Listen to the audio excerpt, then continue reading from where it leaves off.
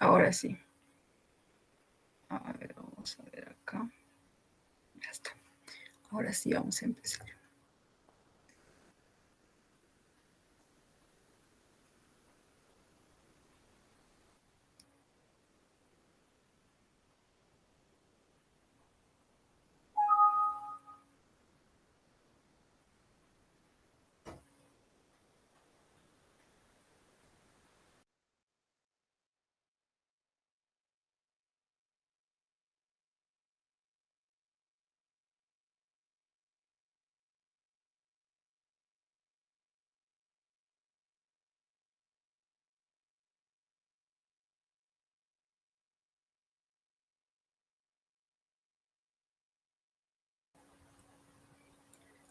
Así. Me salí cuando se agranda. En el Meet, al menos en mi computadora, no sé por qué. Me salgo. Un ratito no puedo presentar, están ingresando. Ya está. Siguen ingresando. Ya está.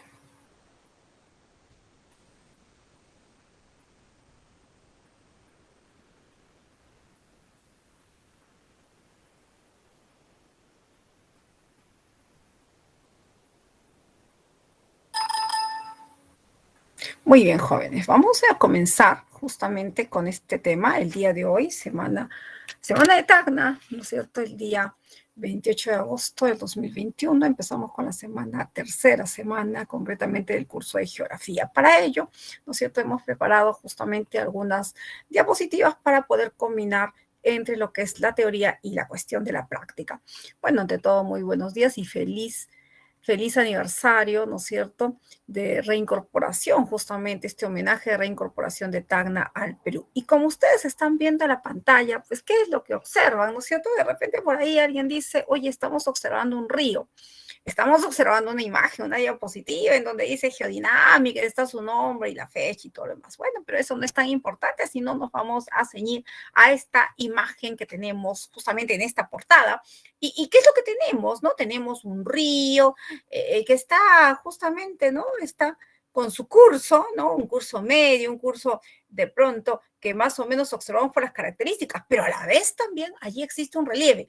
¿Y qué nos invita a pensar ello? Que nosotros cuando hablamos de nuestro relieve terrestre, de la superficie, recuerden ustedes que tenemos pues dentro de la corteza continental, ¿no es cierto?, una gran cantidad de espacios continentales, montañas, concretamente, pero a la vez también tenemos esto, ¿no es cierto?, ríos, curso de ríos, en todo caso lagos, lagunas y una serie de características geomorfológicas que tenemos pues y que podemos ir observando van a determinar el dinamismo. Es decir, las modificaciones que se van a ver en el relieve terrestre obedecen concretamente a una cuestión de fuerzas tanto internas que vienen desde el interior y fuerzas externas, que es lo que vamos a ver con lo que tiene el tema de geodinámica. Muy bien, entonces vamos a ir observando y a veces pues esto parece tan sencillo, pero es tan complicado también, ¿no es cierto?, para entender la misma naturaleza. De esta forma, vamos a ir avanzando y tocaremos el curso justamente o el tema de geodinámica el día de hoy. ¿Pero qué es la geodinámica? Muchos se han preguntado seguramente al respecto y advierten que la geodinámica pues tiene que ver con esa serie de procesos, tanto geológicos, ¿no es cierto?, procesos internos, pero también procesos geográficos que tienen que ver con los procesos externos, que van determinando estas modificaciones. ¿Y cuáles son esas modificaciones que vemos pues en el relieve terrestre? Son esas modificaciones por las cuales observamos que de repente en algún momento teníamos un alto nevado y después, no solamente por situaciones que tienen que ver con la acción de la mano del hombre, sino fundamentalmente de la naturaleza, vamos observando que este ya no está tan alto o ya no tiene ese relieve, esa cima puntiaguda, ¿no? Claro que los procesos que nosotros observamos muchas veces en el relieve duran muchos años, cientos de años, millones de años. La pregunta es, de repente, todas estas modificaciones de relieves muy altos que tenemos o relieves muy bajos, también como por ejemplo nosotros nos toca observar la depresión de Bayóvar, un relieve que está por debajo del nivel del mar, o relieves tan altos como el que tenemos en el caso del Everest, claro, no tan alto como lo que habíamos observado justamente en todo el sistema planetario solar, que donde tenemos que la montaña más alta se encuentra pues en el planeta Marte, ¿no? Es Olimpo, pero acá nosotros no tenemos montañas tan altas como lo que tenemos en Venus o como lo que tenemos en Marte, como ya lo vimos la clase anterior, sino tenemos también montañas, un relieve geomorfológico muy parecido, ¿no es cierto?, al de Venus y también con algunas características justamente parecidas también a lo que tiene Marte, ¿no? Pero sobre todo lo que tiene Venus. Nuestros relieves tan altos llegan a alcanzar menos de 9.000 metros de altura, ¿no? Pero nosotros en el territorio peruano, justamente, que nos ubicamos en una zona agraciada, justamente por la naturaleza, con esta gran variedad, ¿no es cierto?, de pisos, una gran variedad de climas, una gran variedad de personas también, pues van determinando que tengamos relieves tan altos como el caso del Huascarán, o el caso del Alpamayo, el caso del Tuncho, o el caso de pronto del Coropuna, o el caso, ¿no es cierto?, de Cerro Rico, o el caso de repente en América, ¿no es cierto?, del Sur, Aconcagua y otros más. Pero esto se debe a un conjunto, como acabamos de mencionar, de fuerzas internas, ¿no? Que tienen que ver con los procesos internos de la geodinámica interna y un conjunto de procesos externos que tienen que ver con procesos geográficos fundamentalmente. Pero la geodinámica es parte, ¿no es cierto?, de la geología. La geología que viene a ser una ciencia auxiliar de la geografía. En este sentido, ¿no es cierto?, la geodinámica, pues, como ustedes están observando, no es más que esa suma, ¿no es cierto?, esa adición justamente de procesos tanto geológicos como procesos geográficos que van modificando, porque van modificando el relieve terrestre. Este relieve terrestre que, bueno, definitivamente tiene que ir cambiando, porque recuerden ustedes que uno de los principios de la geografía, ¿cuál era? El que propuso Jan Brunes, ¿no es cierto? ¿Y qué dijo Jan Brunes? ¿Se acuerdan ustedes, jóvenes, qué dijo Jan Brunes? Jan Brunes mencionó que todo, ¿no es cierto?, todo en el planeta y en el universo seguramente, pero todo en el planeta, eso es lo que dijo Jan Brunes, ¿no es cierto? Recuerden, todo en el planeta está en constante modificación, transformación, todo se está moviendo, ¿no? De forma organizada, tiene una conducta cíclica, concretamente, obedece este comportamiento de la naturaleza a toda una conducta cíclica. Si no, de pronto alguien dirá, bueno, pues definitivamente entre los últimos, ¿no es cierto?, datos que tenemos del Cenami y nuestras, justamente las preocupaciones que se están centrando en la ciudad capital o en la zona de la capital y en la parte de la costa central y la costa sur, pues se teme, ¿no es cierto?, que en cualquier momento pueda suscitarse un movimiento sísmico de una gran intensidad, de un gran impacto. Y eso también vamos a hablar el día de hoy porque tiene que ver con la geodinámica en general. Entonces, cuando nosotros hablamos del conjunto de procesos internos que van determinando, son los que están, pues, profesor, al interior. ¿Y se acuerdan ustedes, no es cierto?, cuáles son las capas que tenemos al interior de la Tierra? ¿Se acuerdan ustedes cuáles son las capas que tenemos al interior de la Tierra, chicos? No sé si alguien revisó lo que se ha cargado, ¿no es cierto? Pero también lo hemos visto y también algunos lo siguen, ¿no es cierto?, a partir de lecturas o a partir justamente de lo que están en algunas academias. ¿Cuáles son las partes internas de nuestro planeta, de la Tierra? A ver, ¿se acuerdan? Para hacer esto mucho más dinámico, de repente, ¿se acuerdan ustedes? Son tres, ¿no es cierto? ¿Cuáles son? ¿Se acuerdan? La capa más delgadita, ¿cuál es? ¿Se acuerdan ustedes? A ver, ¿alguien? Corteza, manto, núcleo.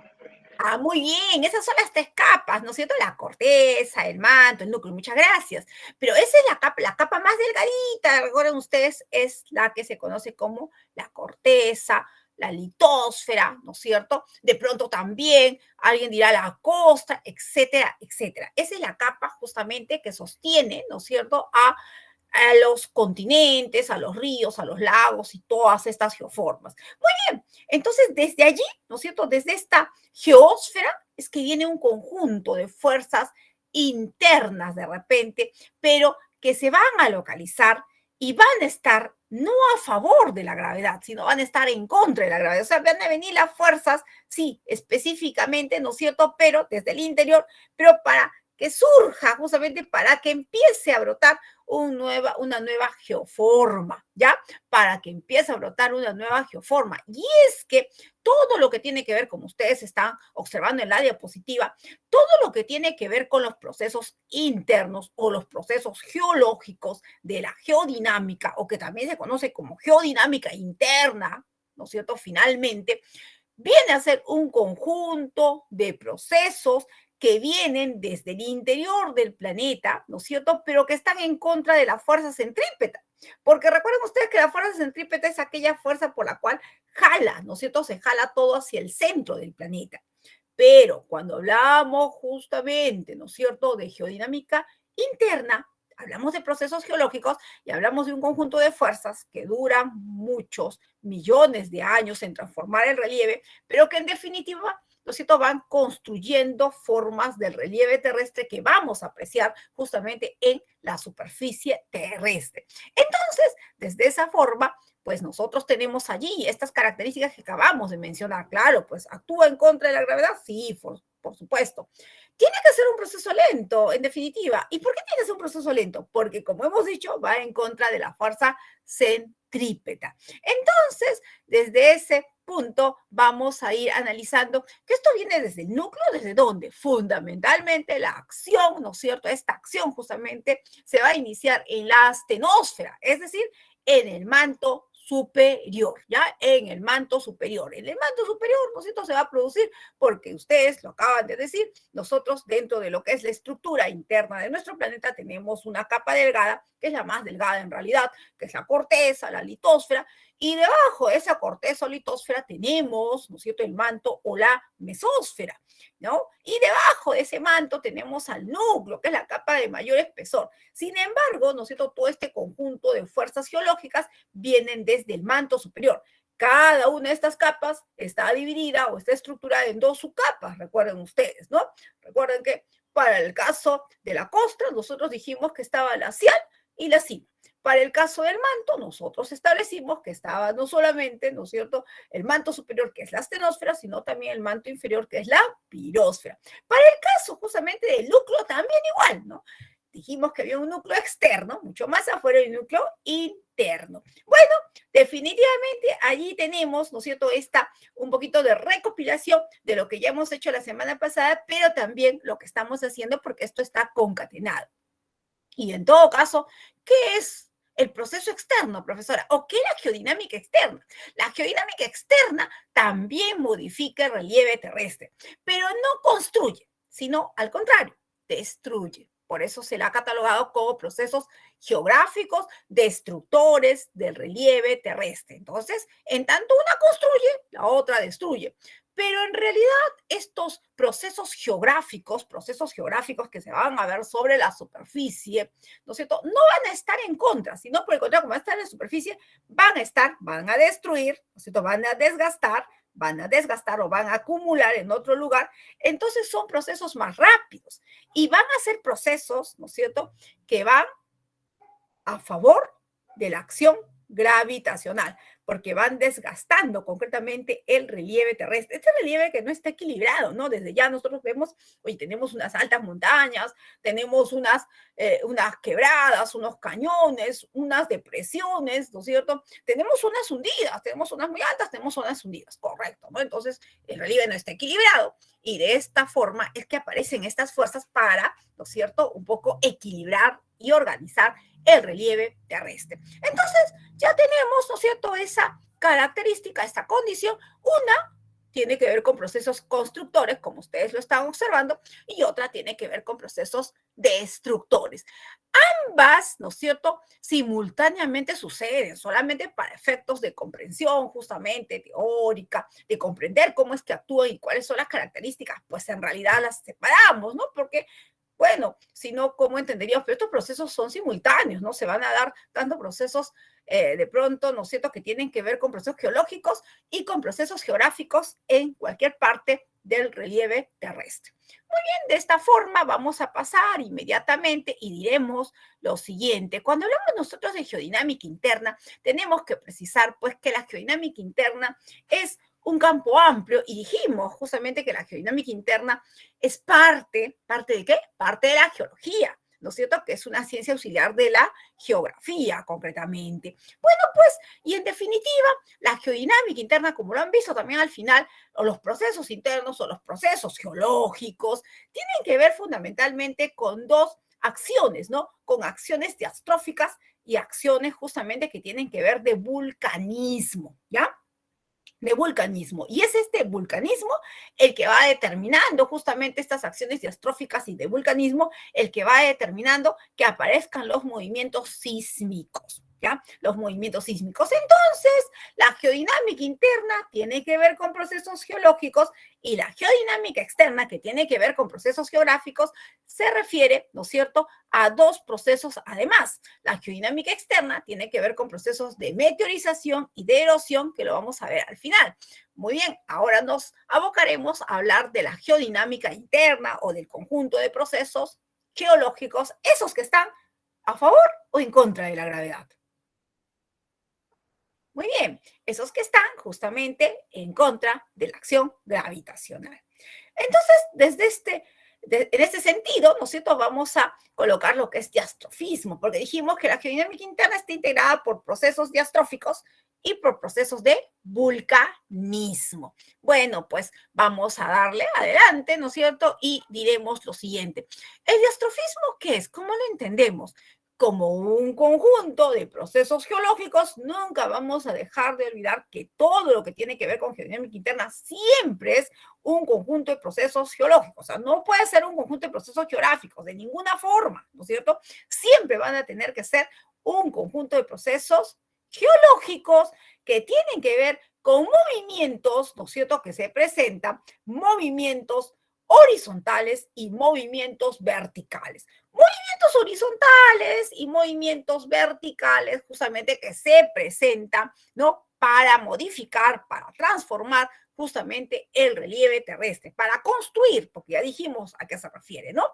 Y si hablamos de ello, profesora, ahí dice movimientos orogénicos y movimientos epirogénicos, es lo mismo, movimientos horizontales y movimientos epirogénicos en esa relación. Pero da la casualidad, profesora, que en un costado dice lo siguiente, el diastrofismo es causado, ¿no es cierto? Es causado. O sea, la causa de que sucede el diastrofismo está determinada por dos situaciones fundamentales. La teoría de la isostasia, que es justamente aquella que quiere equilibrar justamente todo lo que hay sobre la superficie terrestre, ¿no? Esa es una de las condiciones, isostasia. Y la otra, ¿no es cierto?, que tiene que ver con la corriente convectiva del magma. La corriente convectiva del magma, ¿no es cierto?, las corrientes convectivas del magma, es pues el estado en el cual se encuentra el manto superior. Recuerden ustedes que el manto se encuentra en estado plasmático, ¿no es cierto?, entre el líquido y sólido. Pero además también debemos recordar que es en el manto, en la astenosfera, ¿no es cierto?, donde tenemos una fuerte presión. Y es allí, ¿no es cierto?, donde vamos a acumular energía, vamos a acumular justamente esta para que sea liberada hacia el exterior. Por eso es allí donde vamos a encontrar el foco, ¿no es cierto?, de los volcanes, pero también justamente el foco de los, bueno, no tanto así el foco porque al interior, ¿no es cierto?, pero en algunos de estos kilómetros de profundidad encontramos justamente el punto central, el foco también, podemos decir, de los movimientos sísmicos. Entonces, nosotros tenemos tanto en la geodinámica interna como, ¿no es cierto?, justamente en la geodinámica externa algunas condiciones. Ahora, en este momento, estamos hablando del conjunto de geodinámica interna con respecto a movimientos diastróficos. Y está todo claro hasta allí. Y seguramente alguien dirá, ah, correcto. En todo caso, el diastrofismo no es más que un conjunto de procesos geológicos que tienen que ver con movimientos horizontales y movimientos verticales. Perfecto. De esta forma, vamos a seguir avanzando. Veamos, pues, chicos, que en realidad cuando hablamos de el diastrofismo, nosotros podemos darnos cuenta que allí tenemos dos procesos además. ¿Y cuáles son esos dos procesos además? Son los procesos de orogénesis y los procesos de epirogénesis. Perfecto. Y de esta forma, ¿no es cierto? Nosotros diremos, sí, la orogénesis y la epirogénesis es lo que va a suceder justamente en los movimientos diastróficos.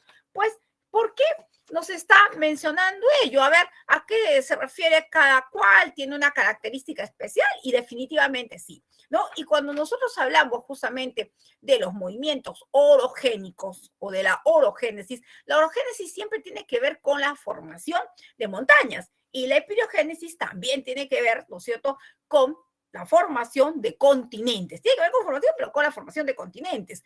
A ver, un momentito, entonces nos quedamos allí y decimos, oye, orogénesis, montañas, y nosotros lo vimos en una ciencia auxiliar.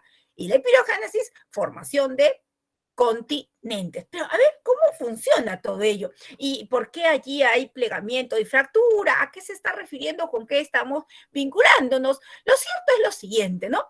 Que tanto la orogénesis como la epiogénesis, ya hemos dicho, viene a ser un conjunto de procesos geológicos.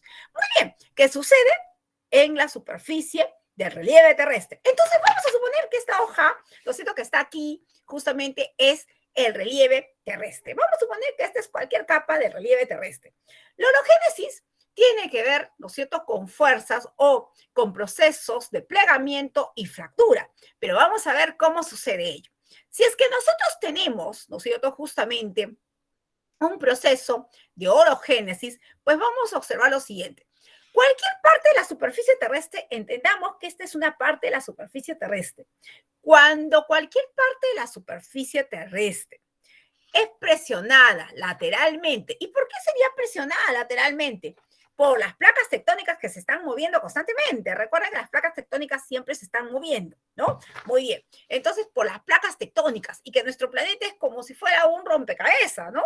Justamente y que cada placa tectónica enlaza una con otra. Bueno, al menos así lo establece la teoría de las placas tectónicas, ¿no? Y son 12 las placas tectónicas que nosotros tenemos. Algunas placas tectónicas son oceánicas y otras placas tectónicas son continentales. Pero vamos a ver justamente, en todo caso, que los movimientos que se dan justamente sobre la superficie terrestre obedecen fundamentalmente al tectonismo, ¿ya? Obedecen fundamentalmente, no la única opción, pero obedecen fundamentalmente al tectonismo. Entonces, cuando cualquier parte de la superficie terrestre, como todo está organizado y como siempre hay modificaciones, cualquier parte y siempre hay movimientos, entonces cualquier parte de la superficie terrestre justamente es afectada por un plegamiento. La orogénesis tiene que ver con la formación de montañas y por ende se establece que hay plegamientos y fracturas. Cuando cualquier parte de la superficie terrestre es afectada por fuerzas, ¿no es cierto?, justamente laterales debido a los movimientos de la placa tectónica, entonces cualquier parte es presionada, ¿no es cierto? Sucede un plegamiento porque justo en donde hay esta presión lateral, ¿no es cierto?, existe la constitución de roca sedimentaria. La roca sedimentaria viene a ser una roca, ¿no es cierto?, una roca muy flexible concretamente. Entonces, a raíz de ello, es que decimos lo siguiente. El plegamiento es un proceso geológico que sucede en donde fundamentalmente existe roca sedimentaria, ¿no es cierto?, la constitución de roca sedimentaria y producto justamente del movimiento de las placas tectónicas se presiona, ¿no es cierto?, las paredes laterales de cualquier relieve terrestre, claro, siempre y cuando esté constituido de roca sedimentaria, produciéndose debido a la plasticidad un ondulamiento, ¿no es cierto? Entonces, producido justamente esta flexibilidad, ¿no es cierto? Se produce esto de acá, como un levantamiento y un hundimiento en cualquier parte de la superficie terrestre. A esto se le conoce como los anticlinales y los inclinales. Los anticlinales, como ustedes están viendo, son las partes altas y van a formar lo que se conoce como las montañas. En cambio, ¿no es cierto?, las partes bajas de este relieve que ha sido justamente presionado forma lo que van a llamarse justamente los valles, ¿no es cierto? Pero estos valles muchas veces se llenan de agua, no siempre, y entonces forman, debido a que ha sido formado por las placas tectónicas, forman los lagos tectónicos. Perfecto, hasta ahí nosotros ya tenemos que en todo plegamiento pueden haber anticlinales y pueden haber sinclinales, ¿ya? Los anticlinales forman las montañas diversas que tenemos justamente en nuestro relieve, y también se pueden formar los sinclinales, estos valles, concretamente, ¿no es cierto?, bastante, bueno, así, justamente amplios, ¿no?, que formamos concretamente, debido a estas fuerzas que suceden en cualquier parte del relieve terrestre. Entonces, ya dijimos que si esos valles se llenan de agua, forman los famosos lagos tectónicos. Perfecto. ¿Y qué pasa con las fracturas? ¿Y qué es? ¿Es un proceso de pronto diferente? Y no, tiene mucho que ver con el plegamiento. Dijimos que el plegamiento y la fractura se van a aparecer porque son procesos orogénicos, ¿no? ¿Y qué pasa con la fractura? Igual tiene la conducción de formar montañas, ¿no? Formas de montañas diversas, ¿no? Y cuando nosotros hablamos de montañas, nosotros podemos decir, oiga, se forma una montaña que es la base de todas las geoformas, y podemos encontrar un nevado, podemos encontrar de pronto un pico, no sé, podemos encontrar un nevado, podemos encontrar un pico, ¿no? Entonces podemos encontrar esas geoformas concretamente, que tienen algunas características, ¿no? Podemos encontrar un pico nevado, a veces decimos, oye, es un pico y es un nevado. A ver, ¿cómo es esto? ¿Cómo que es un pico y un nevado? No, no, pero no todos los nevados son picos, ¿no? Esos también, ¿no? Pero hay algunos montañas que son picos y son nevados, porque tienen la cima puntiaguda y están forradas de nieve, ¿no? Pero cuando no tienen la cima puntiaguda, o sea, no, pues no pasa nada, ahí hay una montaña tipo nevado nada más, ¿no? Pero sí puede haber un pico nevado. Entonces hay esas condiciones. Vamos con la fractura para no marearnos mucho y decimos, oye, acá tenemos otra vez, vamos a suponer que ya está el relieve terrestre, ¿y qué pasa? Igual dijimos, ¿no? Las fuerzas laterales debido a las placas tectónicas que se están moviendo en la astenosfera, placas tectónicas que constantemente se están moviendo, entonces presionan fuertemente. Pero esta no es roca sedimentaria ahora, porque también tenemos otros tipos de rocas. Esta es una roca más dura, ¿no es cierto?, con menor plasticidad. Es una roca justamente ígnea, ¿ya? Viene a ser una roca ígnea.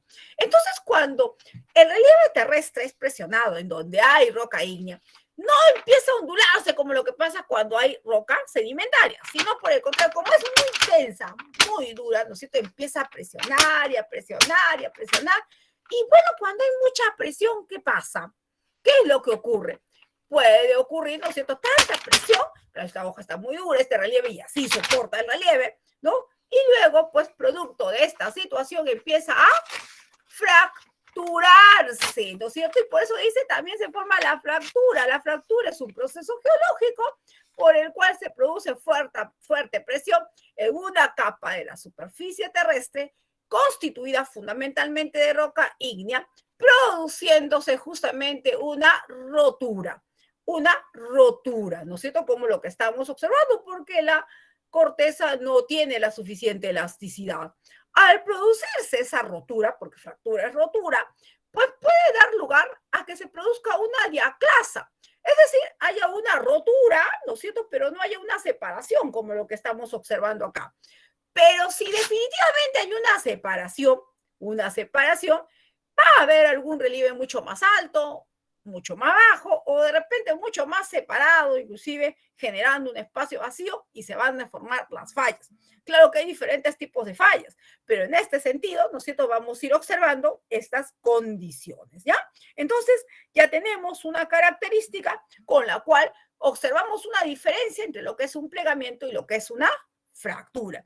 Entonces, bastante claro, ¿no es cierto? Si nosotros tenemos cualquier parte de la superficie terrestre por proceso geológico de repente que produce anticlinales y inclinales, estamos hablando de un plegamiento, pero es que parte de la orogénesis. Y si hablamos, ¿no es cierto?, de que cualquier parte de la superficie terrestre, debido a fuerzas de las placas tectónicas, también fuerzas laterales, terminan rompiendo el relieve, estamos hablando pues de una fractura. Ya estamos hablando de una fractura, y esta fractura puede dar lugar a una diaclasa o puede dar lugar a una falla, como lo estamos observando. Bueno, existen diversos tipos de fallas. Hay fallas totalmente transformantes, ¿no es cierto?, como las que tenemos justamente en la parte de Estados Unidos, la falla de San Andrés, totalmente transformante, que genera, pues, ¿no es cierto?, prácticamente un cambio estructural en el espacio continental. Pero hay fallas, ¿no es cierto?, fallas geológicas, como las que, por ejemplo, tenemos, ¿no es cierto?, en la parte de Tacna, ¿no es cierto? Tacna, Tarata, en la parte de Alto de la Alianza, en la parte de Ciudad Nueva. Eso no quiere decir que los demás no, ¿no? Nuestro territorio está plagado de varias fallas geológicas, chicos, ¿no? Las fallas geológicas en el espacio peruano están tanto en la parte, ¿no es cierto?, de la parte de la costa sur y en la parte también, concretamente, ¿no es cierto?, de la selva. Bueno, y es allí donde se producen, pues, este impacto de los movimientos sísmicos además. Bueno, pero para no ir distrayendo justamente esta explicación de lo que es diastrofismo, nosotros también debemos decir que aparte, ¿no es cierto?, el diastrofismo tiene que ver con un conjunto de movimientos verticales. Epirogénesis se llama, ¿no es cierto? Y esos movimientos justamente verticales que se producen en cualquier parte de el relieve en donde exista esta conjugación, justamente espacio continental-océano, vamos a ir observando de qué se trata. Por eso dice formación de continentes. Pero esta formación de continentes se refiere a lo siguiente. Hay partes, ¿no es cierto?, del relieve terrestre que efectivamente aparece acá, pero en la parte, en esta parte, ¿no es cierto?, va a aparecer justamente lo que es el océano, las grandes masas acuosas de agua, ¿no? Las grandes masas. Nosotros sabemos que hay una teoría que menciona que los océanos están en proceso de expansión, ¿no? Eso también lo sabemos, ¿no? Bueno, pues están en proceso de expansión, Hens lo ha precisado de esa forma, pero esto determina que poco a poco el océano, las aguas, ¿no es cierto?, están tratando de recuperar los espacios continentales. Pues definitivamente recuerdan ustedes, y es a propósito de ello, que vamos a ir observando lo siguiente, ¿no? Si bien es cierto, la Tierra no siempre fue lo que tenemos o lo que conocemos en el tiempo actual, ¿no? Pues, ¿no? En un principio nuestro planeta era solamente teníamos justamente una masa continental en el centro y alrededor pura agua. Bueno, en principio no teníamos nada, recuerden, ¿no? Y esto ha sido producto de una serie justamente de choques y choques entre las rocas, entre los elementos químicos, y poco a poco fueron apareciendo, pues, inclusive el agua, no teníamos agua, ¿no es cierto? Teníamos dióxido de carbono en un principio. Profesora, igual como lo que tiene Venus, sí, teníamos dióxido de carbono en nuestra atmósfera. O sea, no teníamos atmósfera en realidad, ¿no? Se estaba formando, era puro dióxido de carbono, nada más, puro carbono, dióxido de carbono nada más. Poco a poco, ¿no es cierto? ¿Y esto por qué?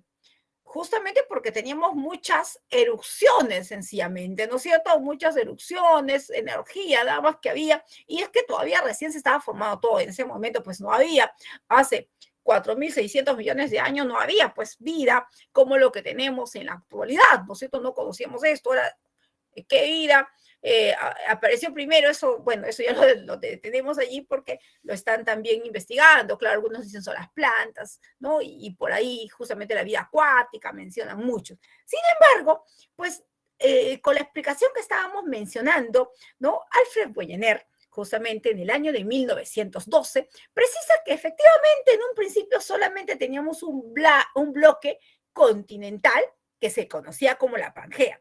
Y alrededor, ¿no es cierto?, pura agua. Claro, esto es lo que tenemos más o menos cuando ya está un poco organizado, ya tenemos atmósfera al menos, ¿no? Poco a poco, producto de este proceso de evolución que muy bien ha dicho Jan Brunes, todo está en actividad. Recuerden ustedes, Jan Brunes, ¿no es cierto?, es uno de los autores de los principios geográficos, en realidad de dos principios geográficos, ¿no? Del principio de actividad y del principio de conexión-relación. Bueno, pero esto dice Alfred Wegener, ¿no? Dice, bueno, había una masa, se conocía como Pangea, producto justamente de esos movimientos, de esa evolución, ¿no es cierto?, de nuestro mismo, transformación de nuestro mismo planeta. Poco a poco esa Pangea se dividió en dos, ¿no es cierto?, lo que corresponde a la Gondwana para la parte del sur y la Laurasia para la parte del norte. Esa Gondwana y esa Laurasia justamente determinaron la formación de dos bloques. Esto más o menos habría ocurrido, según Alfred Wegener, hace 200.000, ¿no es cierto?, millones de años, más o menos así. Y esta situación hizo, pues, que en realidad tuviéramos por primera vez la presencia del primer mar, porque primero tenemos una capa oceánica, simplemente un gran océano, ¿no?, alrededor de la Pangea, y por primera vez tenemos, ¿no es cierto?, un mar, que fue el mar Mediterráneo y que concretamente se conoció como el mar Tetis, ¿ya? Y poco a poco, producto justamente de esos procesos evolutivos, pues fuimos observando la aparición, poco a poco se fue observando la aparición de las masas continentales, que es lo que tenemos en la actualidad, estos espacios, esos 5 continentes que tenemos en el momento actual. Bueno, pues estos espacios continentales, ¿no es cierto?, fueron desplegándose de esto que es la Pangea. Por eso, ¿no es cierto?, más adelante dice, bueno, el océano nuevamente está tratando de recuperar su espacio, ¿no es cierto?, que ha sido quitado. Claro, que ha sido quitado de pronto por las masas continentales, más que quitado por las masas continentales, ha sido producto, ¿no es cierto?, de este proceso evolutivo que ha determinado la formación de los continentes que actualmente conocemos, ¿no? Entonces, para que los océanos que están en proceso de expansión no ocupen los espacios continentales, la naturaleza es sabia.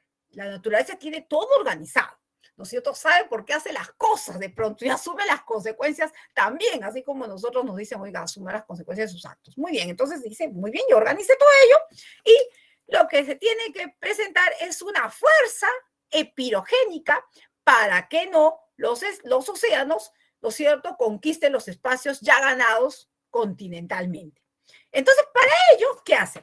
Producto de un conjunto, ¿no es cierto? Acabamos de mencionar esto, si podemos ver que esta es la parte de la superficie, ¿no es cierto?, donde están de repente las playas, donde van a descansar las olas, ¿ya? Donde estamos a veces, muchas veces nosotros en el verano, ¿no es cierto?, en las playas. Pues para que no se observe ello, entonces lo que se produce es lo siguiente. Esta es la parte interna, ¿no?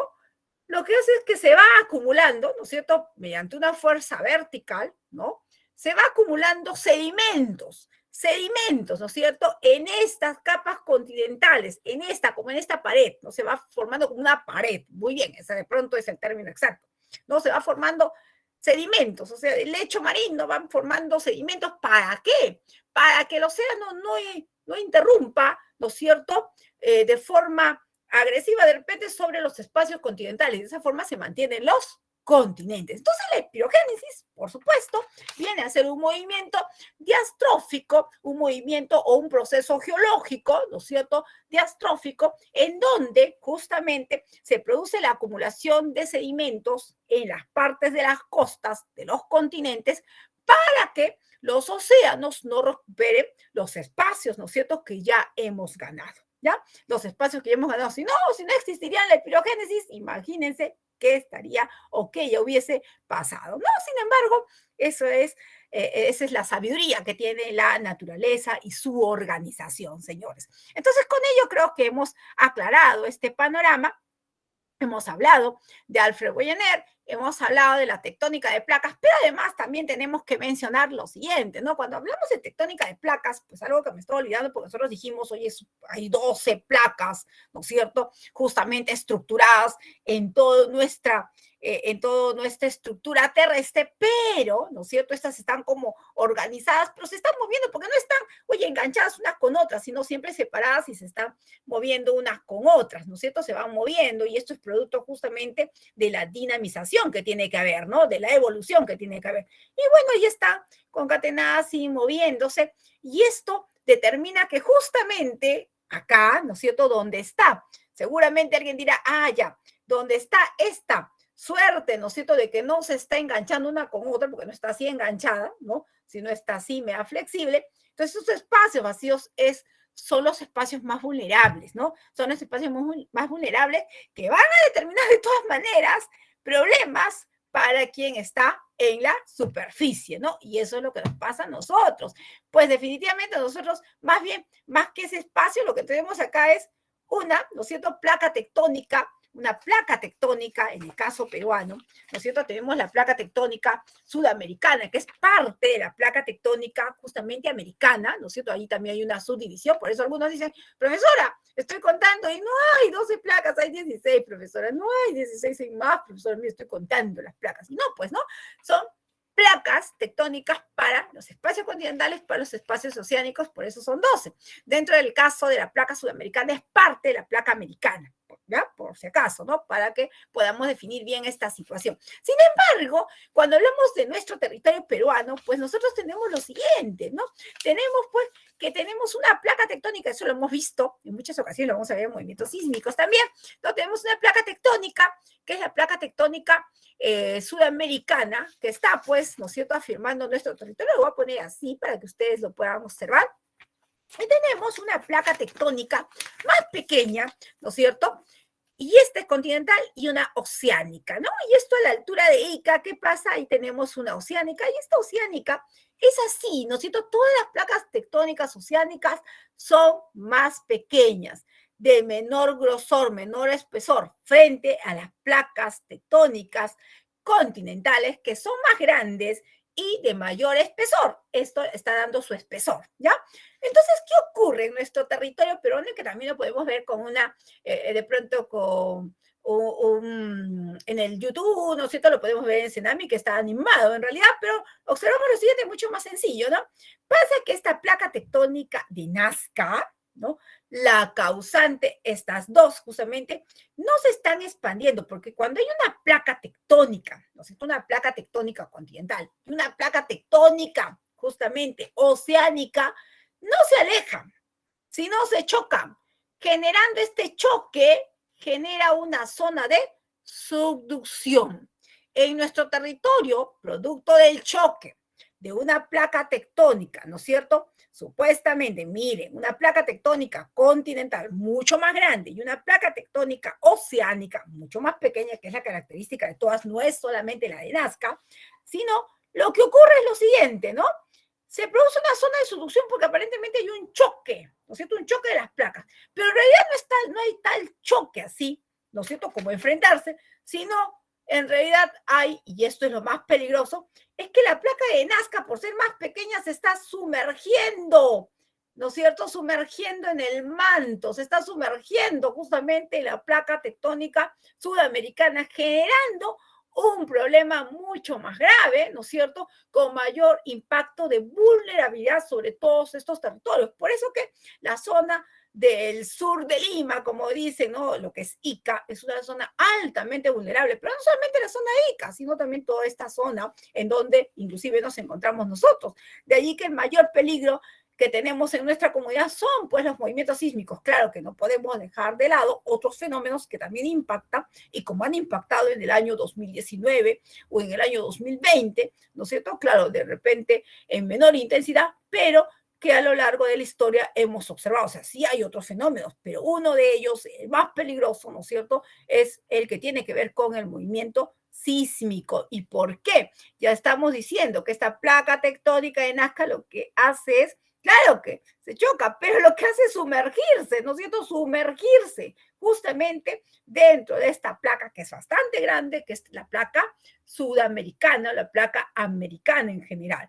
Eso es lo que provoca la alta vulnerabilidad.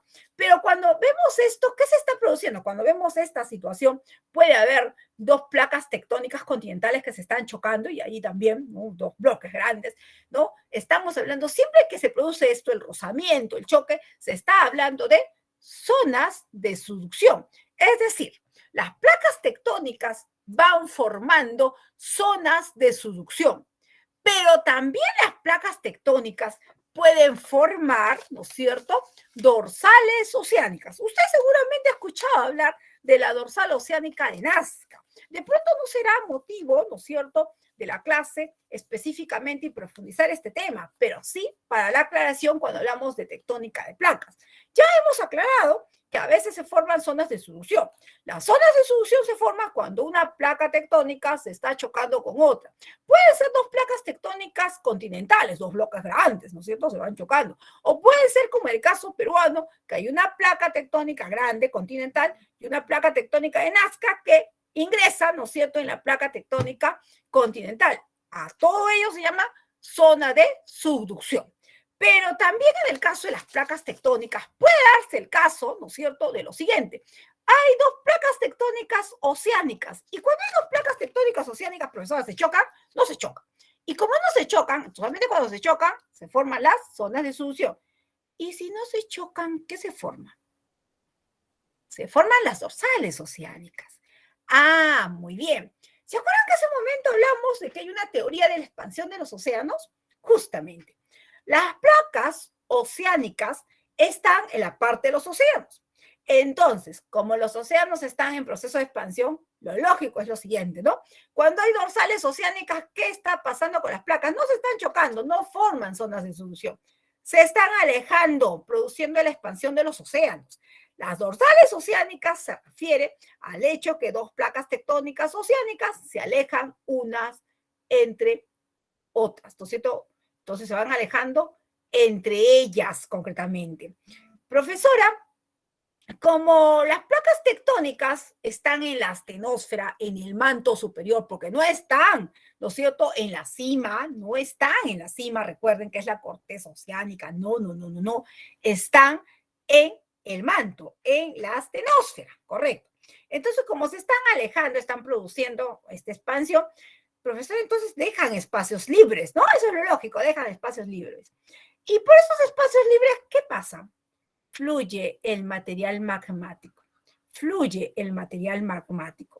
formando lo que nosotros también tenemos, que es las famosas cordilleras, ¿no es cierto? Porque con el material magmático se forma justamente como masas continentales que van a formar montañas submarinas, ¿no es cierto? Que es lo que nosotros también tenemos, la famosa cordillera de Nazca. Muy bien, esto con respecto a las placas tectónicas. Entonces ya aclaramos, las placas tectónicas pueden dar lugar a la formación de dorsales oceánicas o pueden dar lugar a las zonas de subducción. Ya sabemos cuáles son estas variantes. Vamos a seguir avanzando y observamos lo siguiente. Vamos a ver qué continúa. Y es que nosotros dijimos también que parte de la geodinámica interna tiene que ver con el vulcanismo. Tiene que ver con el vulcanismo. Y cuando hablamos de vulcanismo, alguien por ahí, ¿no es cierto?, dice, oye, hablamos de vulcanismo, ¿y de qué estamos hablando? Pues, ¿no? El vulcanismo tiene que ver, pues, con la emisión, sí, de material magmático hacia la superficie, fundamentalmente ello, ¿no? Tiene que ver con la emisión de material magmático hacia la superficie. Recordemos esta figura que seguramente nos va a permitir, ¿no es cierto?, que nosotros recordemos algo importante. Hemos dicho que justo en la geósfera, y tiene mucho que ver con geósfera, recuerden ustedes, hemos hablado de geósfera y discontinuidades, en la geósfera nosotros tenemos tres capas, ¿no? Muy bien lo dijo su compañera, la corteza, el manto y por acá el núcleo, ¿no? Acá solamente estamos viendo la capa del manto y la capa justamente de la corteza, o la litósfera también conocida. Dentro de este escenario, pues lo que vamos a observar es lo siguiente, que efectivamente el vulcanismo no es más que el fenómeno por el cual se empieza a expulsar material magmático hacia la superficie. Sin embargo, esto no siempre está ocurriendo de esta forma, ¿no? Sino muchas veces esta expulsión no llega a concretizarse, ¿no? No llega a concretizarse, generando justamente una clasificación de los volcanes según su actividad, ¿no? Y según su actividad podemos encontrar un volcán activo, como son los que están en Italia, como es el caso justamente del Sabancaya, ¿no es cierto? Como es el caso, por ejemplo, de Lubinas también, ¿no? Pero también hay volcanes que simplemente según la actividad son fumarólicos, es decir, no expulsan lava, ¿no es cierto? Sino lo que expulsan son como fumarolas, como si estuviese fumando un cigarrillo, ¿no es cierto? Y el humito estuviese saliendo así, ¿no? Como un dinamismo, concretamente. Muy bien. Pero también hay volcanes como los que tenemos en Tacna, por ejemplo. Claro, nosotros estamos plagados de volcanes, chévere. Es tan chiquitito Tacna, pero tiene un promedio de 67 volcanes. Uy, ustedes dirán tantos, ¿no? Y Moquegua tiene 25. Y Arequipa tiene más. ¡Wow! Te triplica lo que tiene Tacna. O sea, pero son más de 160, claro, ¿no? Y agarra, y tú dices, oye, en todo caso, las zonas volcánicas que tiene el territorio peruano están entre lo que es Arequipa, ¿no es cierto? Lo que es Tacna y lo que es Moquegua. Ah, pero son las únicas zonas, no son las únicas zonas. Pero vamos con lo siguiente. Por ejemplo, en el caso de Tacna, dijimos, según la actividad, hay volcanes activos, hay volcanes fumarólicos, ¿no es cierto?, que están emitiendo gases de vez en cuando, y hay volcanes como los que tenemos en Tacna. Nosotros no tenemos actividad volcánica, evidentemente, ¿no? Más que el Tixani, a veces que nos da algunos problemas, ¿no? Pero la actividad, ¿no es cierto?, no la registramos concretamente, porque los volcanes están dormidos. Algunos dicen que dentro de esta clasificación están extintos. Sin embargo, ustedes pueden ver en la diapositiva lo siguiente, ¿no? claro, no es muy dinámica esta diapositiva, pero tenemos lo siguiente, ¿no? Tenemos que efectivamente todo volcán tiene que registrar estas partes, ¿no? Una es la parte más interna que tenemos dentro, ¿no es cierto?, de la superficie terrestre, que es la parte del foco hogar volcánico. Es el lugar donde se va a concentrar el material magmático. Ah, precisamente en este gráfico está acá, ¿no? Pero alguien dirá, profesor, ¿dónde está específicamente? Porque ahí como que lo veo que está en una o en otra. Y es que en realidad, ¿no es cierto?, tomando en cuenta la base bibliográfica de Walter Alba, ¿no? Primero Walter Alba puso pirósfera, pero en realidad, ¿no es cierto?, ahora, bueno, y es que la geografía tiene esta característica de ser muy falible, pues concretamente se encuentra, ¿no es cierto?, entre la superficie de la pirósfera y sobre todo la astenosfera. Por eso que muchos libros abordan que está en la astenosfera, pero en realidad está en ese límite que hay, ¿no es cierto?, entre la parte más baja de la astenosfera y la parte superficial de la pirósfera, ¿ya? Y ahí tenemos justamente este foco u hogar volcánico. Inmediatamente ese material magmático es importante, ¿ah? O sea, no es que no sea importante, la expulsión de material magmático es importante porque libera la energía de tanta presión que tiene al interior. Imagínense, si no, esto sería una bomba de tiempo y listo, ¿no? Por eso que de pronto la naturaleza es tan sabia, ¿no? Tiene todo, tiene sus puertos, sus espacios para liberar energía, para compensarla y todo lo demás. Ahora, entonces, de este modo, si tenemos acá el foco hogar, pues inmediatamente por acá siente el material magmático, ¿no? Que no es más que la lava. Pero este lugar por donde asciende, que son muchos kilómetros en realidad, pues vamos a ir observando que es la famosa chimenea, como una garganta, ¿no es lo que parece? Y en donde va a ir subiendo el material magmático. Muchas veces el material magmático se va quedando por aquí, ¿no? O va generando algunas vértebras por acá y va saliendo por otros espacios, no necesariamente por el cráter. Y es que en realidad la parte alta de la chimenea es el cráter, ¿ya? La parte alta de la chimenea es el cráter. Y bueno, en definitiva, muchos hemos trabajado seguramente un volcán, a veces lo hemos hecho en el colegio para ver cómo explosiona, ¿no? Lo hemos hecho como una experiencia, un experimento, de repente en quinto grado, sexto grado, a veces en primero, ¿no es cierto? Tenemos estas experiencias o en segundo grado de secundaria, ¿no? Ahí justamente trabajamos todo este tema de la geografía física. Sin embargo, lo que envuelve, ¿no es cierto?, lo que envuelve a esta chimenea, porque nosotros no encontramos la chimenea así como un tubo, no lo encontramos así, ¿no? Lo encontramos así como una montaña, profesora. Específicamente, y así lo observamos, ¿no? Y específicamente lo que envuelve a la chimenea no es más que el cono volcánico. El cono volcánico es una parte del volcán importante. ¿Por qué? Porque me va a datear, me va a decir, me va a soplar, me va a chismear, me va a decir, oye, ¿cuántas veces ha explosionado este volcán? ¿Cómo lo sé? A partir del cono volcánico, de las capas que se han formado, ¿no es cierto? Según cómo justamente ha explosionado durante millones justamente de años que ha estado, porque ha estado antes que nosotros, muchos de estos volcanes, concretamente, ¿no? Entonces tiene varias capas y dices, ha habido 20 explosiones, ¿no? O ha habido 30, o ha habido 40, o ha habido 50, porque se va manteniendo justamente esas capas, ¿no es cierto? Acá, y ahí está la antigüedad, y cada una de ellas va determinando la historia que tiene el volcán. Y ahí está la historia del volcán, ¿no es cierto? La historia cantada, contada también, ¿no es cierto?, del volcán. Y finalmente tenemos la lava, muy bien, la lava, ¿no es cierto? Muchos hemos visto justamente por la televisión o a veces justamente en fotografías las explosiones por la televisión, por el Google, por internet, ¿no es cierto? Cómo está explosionando el Vesubio, profesora, cómo está explosionando el Etna, el Mauna Loa, o de pronto el Sabancayo, la actividad volcánica que se registra justamente en Omate, ¿no? Sí, hemos visto, hemos sido testigos, pero la verdad es que cuando observamos justamente qué temperatura tendrá, pues, este material, ¿no? ¿Podríamos estar cerca de él? No podemos, ¿no es cierto? Porque la temperatura varía entre 1200 a 1500 grados centígrados el material, justamente la lava que vamos a tener allí.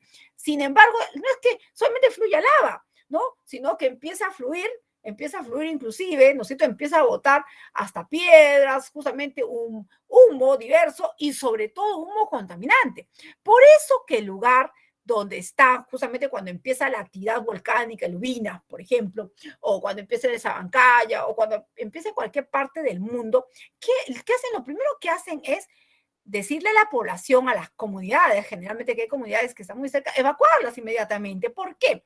Porque se va a empezar a producir la lluvia ácida, se va a empezar a producir gases, ¿no es cierto?, tóxicos completamente, ¿no? Tóxicos para la salud, para no solamente la gente, los animales, mueren pues animales y estos son los desastres que acarrea justamente el hecho que haya comunidades muy cerca, ¿no es cierto?, instaladas muy cerca en las faldas de los volcanes. El hecho que haya un volcán que no esté en actividad no significa que nunca vaya a activarse, ¿no? Puede activarse porque como ustedes verán acá, fisura, ¿no es cierto?, para que la Tierra libere energía. Así que no sería culpa de la Tierra, ¿no es cierto?, de que nos ocurran algunas desgracias, sino sería sobre todo responsabilidad de los seres humanos que apostamos por quedarnos en lugares donde hay mucho peligro. Otra de las condiciones importantes que yo les estaba mencionando es lo que está por aquí, ¿no?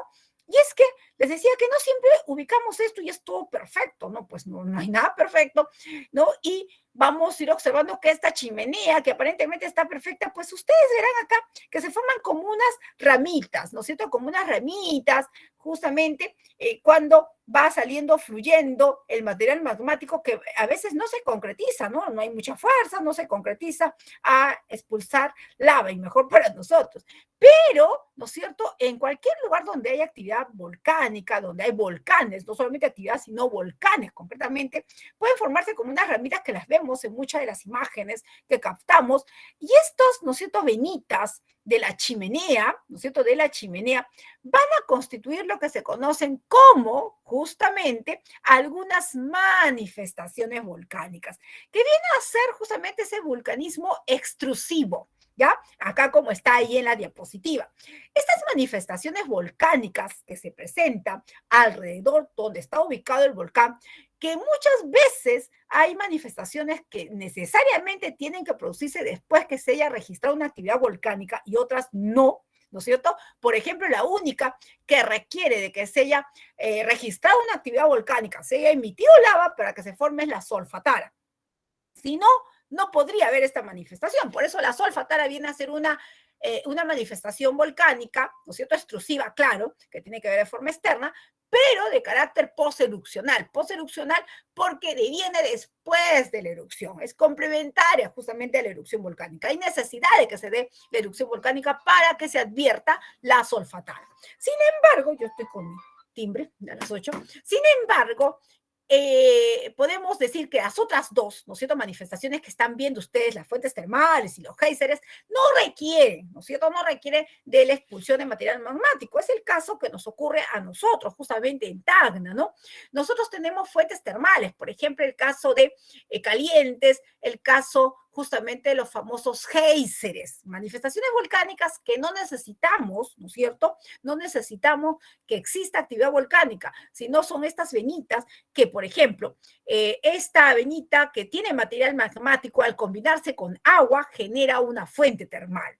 A veces, ¿no es cierto?, cuando observamos en esta venita, pues empieza, ¿no es cierto?, como en ebullición y empieza a salir como una fluencia, ¿no es cierto?, de agua, una surgencia violenta de agua caliente en realidad, ¿no es cierto?, agua muy caliente, vapor. También se conoce como los géiseres. En el caso peruano, ¿no?, y en el caso tacneño, nosotros tenemos unos géiseres maravillosos, a propósito de que el día de hoy estamos, bueno, en este 92º aniversario de la reincorporación de Tacna al Perú. Y estos géiseres hermosos los tenemos justamente en el área, ¿no es cierto?, de conservación regional Vilacota Maure, en Candarave, ¿no? Los géiseres enanos, ¿no? Una secuencia de varias surgencias de agua violenta, vapor de agua, ¿no es cierto?, que son bastante pequeños a propósito de todos los demás que tenemos en el Perú. Algunos llegan a tener 3, 5 metros de altura, dicen algunos muy pequeños, ¿no es cierto?, por eso les llaman los géiseres enanos, ¿no es cierto?, en Candarave. Bueno, pues, y que son parte de esta área de conservación regional que ya había mencionado. Muy bien, y con respecto al vulcanismo intrusivo, pues ustedes saben que tenemos esta intrusión, se produce en roca ígnea. Ya sabemos que la roca ígnea tiene una característica específica, ¿no es cierto? Es una roca muy dura, en realidad, que se produce en la expulsión, ¿no es cierto?, de material volcánico, ¿ya?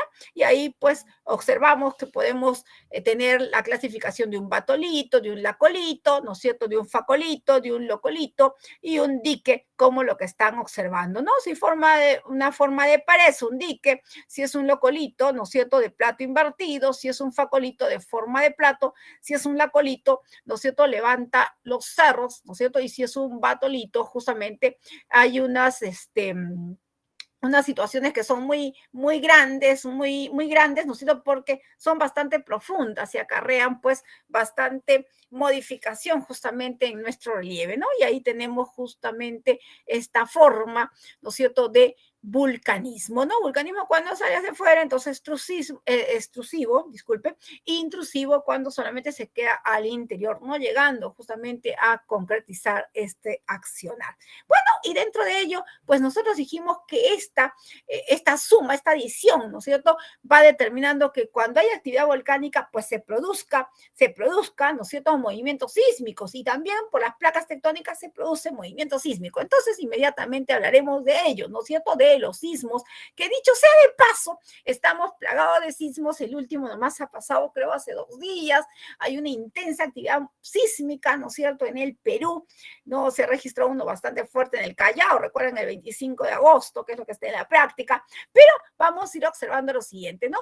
¿Qué es un sismo? Viene a ser un movimiento de la corteza terrestre, así, rapidito, ¿no es cierto? Este es causado fundamentalmente por el tectonismo, por el movimiento de las placas tectónicas. El 68% del total de movimientos sísmicos se producen por esta acción, ¿ya? Más o menos en promedio, ¿no?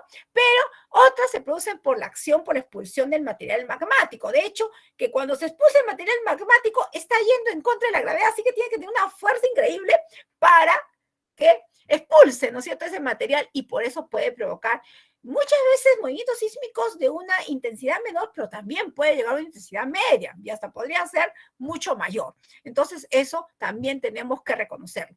Además, también hay una causa. Acá vamos a determinar 3 causas, ¿no es cierto?, siguiendo justamente un lineamiento, pero algunos autores mencionan hasta 4, ¿no? Pero acá vamos a determinar que la última es el de impacto, que tiene que ver justamente con esta situación de la caída de meteoritos. Oye, cuando hay una caída de un meteorito y vimos qué pasa un meteorito, ese fenómeno luminoso que se estrella pues contra la superficie terrestre, pues produce también un movimiento sísmico, como lo que pasó en Puno, pero que no causó, ¿no es cierto?, no generó un desastre porque no había poblaciones allí, ¿no? Entonces cayó en un sitio desértico, más o menos de pampa en realidad, ¿no? Pero también puede haber cuando hay un derrumbe, una avalancha. Es lo que nos pasó justamente en el caso del sismo del año 70, este sismo de Ancash, ¿no?, que impactó, y eso lo vamos a ver en fenómenos y desastres naturales, ¿no?, que impactó y que fue justamente a raíz de este movimiento sísmico del 70 que se creó Defensa Civil, ¿no? Y hasta el día de hoy. Vamos a ir observando, además, que cuando hablamos de sismos, nosotros tenemos que tener una terminología, y acá tenemos una imagen rápidamente, ¿no es cierto?, para determinar esta situación. En esta imagen, pues lo que hemos tratado de representar para rápidamente hablar de la terminología básica es lo siguiente. Sí, pues específicamente, se ha movido un poquito, vamos a suponer que nosotros estamos en este momento y de repente se dé, ¿no? De repente ya se esté sintiendo, porque a veces son imperceptibles, ¿no?, en una zona como la nuestra. Pues vamos a observar que a muchos kilómetros de profundidad se encuentra, ¿no es cierto?, esto que va a ser el foco, ¿no es cierto?, el lugar de la máxima liberación de energía, donde está la máxima energía para ser liberada.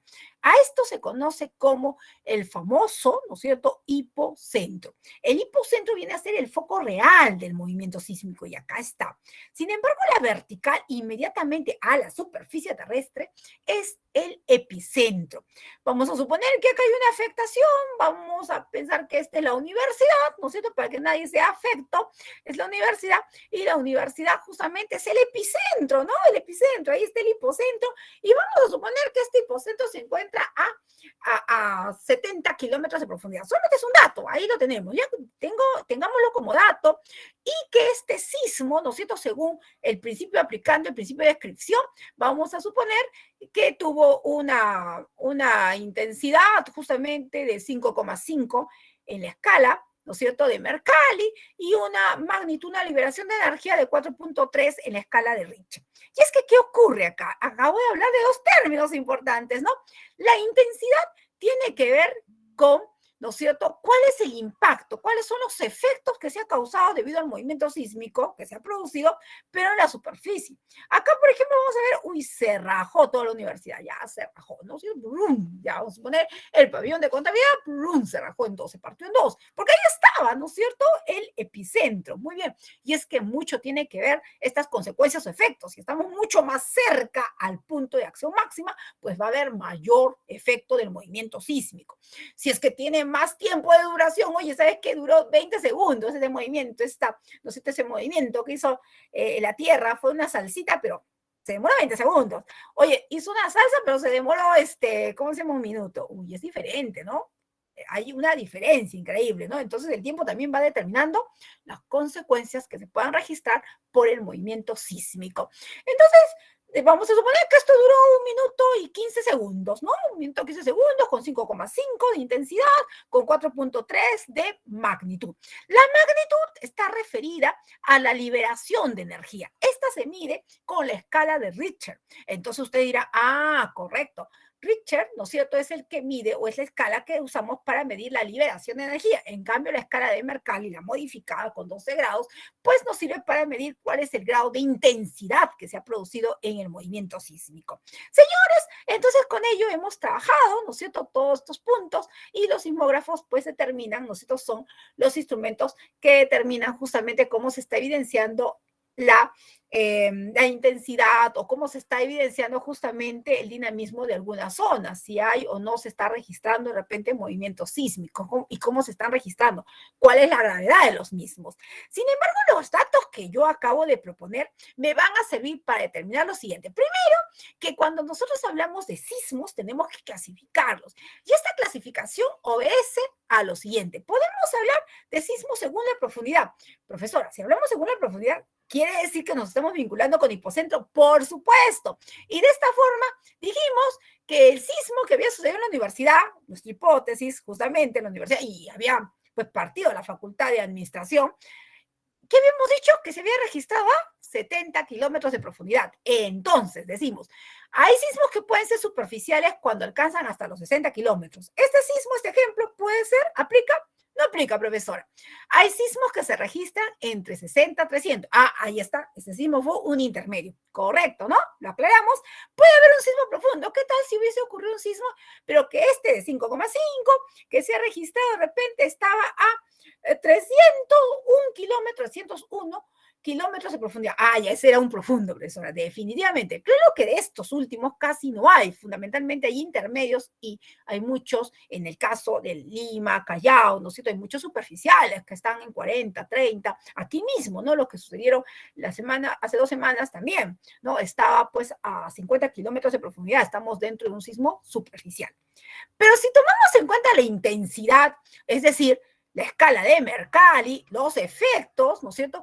Oye, se partió pues este edificio, mira, se partió la facultad de administración, qué desgracia, hoy que no me oiga el rector, imagínense qué va a decir. Pero bueno, acá, ¿no es cierto? Se partió la facultad de administración.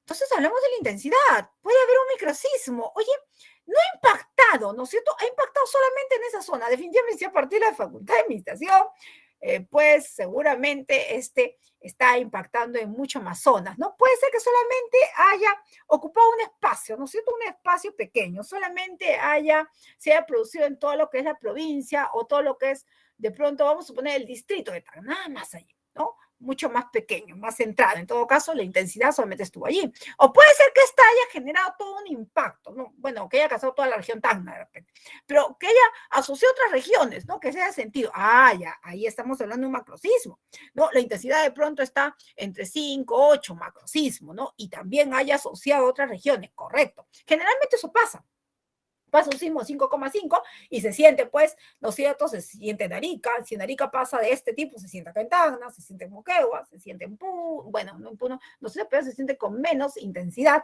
de repente, pero se siente. Eso también nos pasa a nosotros muchas veces, ¿no? O puede ser un megasismo y se ha sentido en todos lados, ¿no? Lo que pasó justamente en el tiempo de Alan García cuando, claro, en el tiempo de Alan García cuando de pronto hubo un movimiento sísmico en Ica, exactamente donde está el lugar de máxima vulnerabilidad, uno de los de mayor vulnerabilidad, y se apagó la luz, no había conexión y dijo, no, saben que estamos en emergencia. No, claro, porque no se sabía qué es lo que había pasado, estamos desconectados toditos, el presidente estaba desconectado, no sabía cuál había sido el daño, ¿no es cierto? Y dijo, no, al día siguiente no va a haber clase y todos dijeron, chévere, porque acá no hubo tanto impacto, pero igual no hubo clases y bueno, pues nos tomamos la palabra del presidente, lógicamente, ¿no? Después de media hora se conectó y se dio cuenta que había sido la mayor repercusión y que el impacto, que si bien es cierto no habíamos tenido energía y se había caído en las redes de internet, pues definitivamente no era tanto ni tan gravoso en el resto, ¿no es cierto? En el resto, ¿no? Pero sí en Ica, ¿no? Entonces esas son las características de los movimientos sísmicos y ahí están los factores que lo van alterando, señores, ¿no? Van alterando, yo le dije justamente que tiene que ver definitivamente si estamos mucho más cerca al epicentro, si este foco está, de repente el foco origen del movimiento sísmico está a muchos kilómetros de profundidad o muy cerca a la superficie. Ahora, si está muy cerca, pues va a haber un mayor impacto, mayor consecuencia, ¿no? Del mismo tiempo de duración y la estructura del suelo que es importante, ¿no? Vamos a seguir, dos llamadas. ¿Y quién está? ¿No serán las señoritas del CEPU de repente? ¿Ustedes están bien? Acá estamos bien. Lía, no escuchó tu llamada. Evelyn, ¿hay quién me habla ya? Un ratito, voy a ver quién me llama.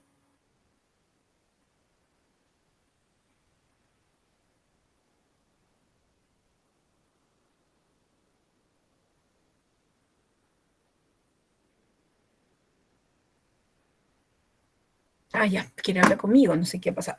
Bueno, dentro de un rato hablaremos. Vamos a ir observando, ¿no es cierto?, esta situación y veamos lo siguiente, chicos. Ahora hablemos de geodinámica externa. Así rapidito, ¿no? Cuando hablamos de geodinámica externa, vamos a dar algunos datos importantes para luego pasar a nuestra práctica, ¿no? Y tenemos lo siguiente. Ya hemos dicho que el conjunto de geodinámica externa son procesos geográficos. Estos procesos geográficos tienen que ver con dos: meteorización, erosión. Y acá en líneas generales tenemos ya algo concreto. La meteorización no es más que la desintegración, la descomposición de las rocas y minerales que tenemos, ¿no es cierto?, en la superficie. Pero recuerden ustedes que la geodinámica externa viene a ser un conjunto de procesos destructivos del relieve terrestre, ¿ya? Eso siempre tenemos que acordarnos, ¿no?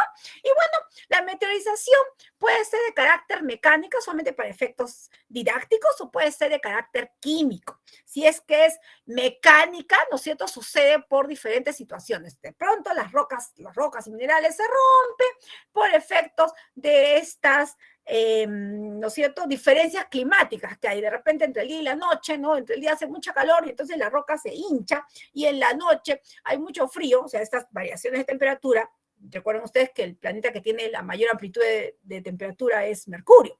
Bueno, pero a veces ocurre ello en algunos sectores y entonces se empieza a hinchar mucha calor, se empieza a contraer mucho frío y bueno, en eso de inflarse, expandirse y comprimirse, ¡prum!, se quiebra, ¿no es cierto? Puede suceder por la temperatura, que es la primera.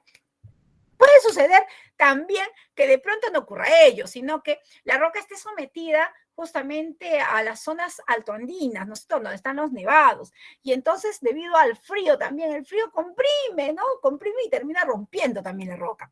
O puede suceder de repente a que las aguas, ¿no es cierto?, que tenemos en los océanos, las aguas que tenemos en los océanos, van tapando algunas rocas y las sales, ¿no es cierto?, se van cristalizando, porque cuando se evapora, llega el sol, lo que se evapora son las aguas, no las sales, ¿no es cierto? Y las sales van quedándose, y poco a poco se va rompiendo, ¿no? O puede ser por la meteorización orgánica, ocurre cuando plantamos un árbol. Ustedes dirán, los árboles no se caen sencillamente, claro, tienen unas grandes raíces, ¿no es cierto? Unas raíces, pero recuerden ustedes que esas raíces muchas veces se pueden estar chocando con algunos cuerpos rocosos que tenemos al interior de la superficie, en la litósfera me refiero, en estas capas que se conocen como glacial. Bueno, pues, y recuerden que en la glacial sobre todo abunda el granito. Entonces, a veces, ¿no es cierto?, se va chocando y puede suceder dos cosas: que la rama se tuerza, se rompa, ¿no es cierto?, y debilite al árbol, o puede ser que el árbol, ¿no es cierto?, la rama chanque el granito, vamos a suponer que sea una roca de granito y termine, ¿no es cierto?, poco a poco rompiéndola, chancar, la rompe. Entonces, eso puede ocurrir. Y la meteorización química tiene que ver con la descomposición total, ¿no es cierto?, justamente de la roca, pero se produce internamente, es decir, no hay un rompimiento, aunque estos son procesos, van de la mano, no hay un rompimiento, sino fundamentalmente vamos asegurando que hay una alteración justamente la composición de la roca. Esto ocurre porque hay una serie de componentes químicos que tiene toda roca. Sílice, silicatos, magnesio, calcio, etcétera, se combinan y van alterando pues, la composición de la roca. Sin embargo, aquí vamos a poner, ¿no es cierto?, el ojito, mucho ojito, porque también sucede lo que son la erosión.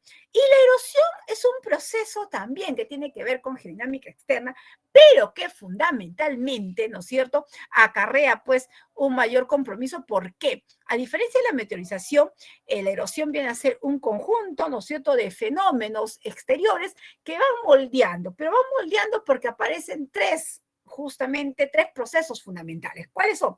Un proceso de desgaste, de nudación, ¿no es cierto?, de desgaste, de nudación del relieve, un proceso de transporte, que eso es lo diferente, que lo hace diferente al anterior, un proceso de transporte, ese material desgastado lo transporta, ¿no es cierto?, para acumular, ¿no es cierto?, y por eso se produce la acumulación o la gradación en un sector que lo requiera. Para ello utiliza diferentes agentes erosivos, ¿ya? Para ello utiliza diferentes agentes erosivos, que son los que vamos a determinar. Existe una erosión, las fundamentales, es la erosión fluvial, ¿no?, que van determinando justamente geoformas por degradación y por agradación. Pero vuelvo a recalcar, todo proceso erosivo no es más que un proceso de desgasto, ¿no es cierto?, lo que está muy alto, lo que está muy elevado, desgasto, ¿no? Luego transporto ese material y lo acumulo. Por eso se dan procesos de degradación y procesos de agradación. Para ello tengo algunos agentes erosivos. Por ejemplo, en este momento estamos hablando de la erosión fluvial, o estamos observando en todo caso la erosión fluvial. En la erosión fluvial tenemos procesos de degradación y procesos de agradación. Resulta que en los procesos de degradación, de denudación, de desgaste, se pueden formar los valles en V. Ya se pueden formar los valles en V. Por ahí estás observando, ¿no es cierto? Esto va en mí así, una caída brusca, justamente, bueno, es lo que tenemos cuando se forman los valles en V. Las costas, por ejemplo, peruanas, se forman las cataratas, las cascadas, los rápidos, los cañones, ¿no es cierto? Los meandros.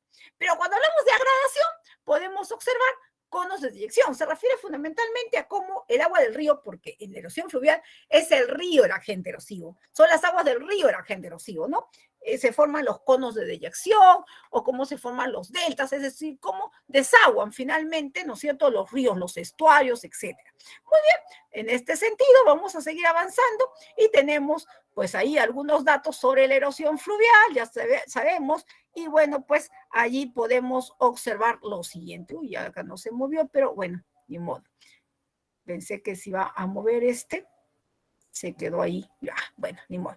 Valles en nube, ahí estás, mira cómo se forman, ahí está, ¿no es cierto? El Valle Rima, por ejemplo, los valles de la costa fundamentalmente, ¿no? Se forman las cataratas, está en movimiento, no se ha formado, pero allí hay cataratas importantes como las que tenemos justamente en todo nuestro espacio, ¿ya? En espacio, ¿no es cierto?, en el mundo, y dentro del espacio que nosotros podemos cotejar.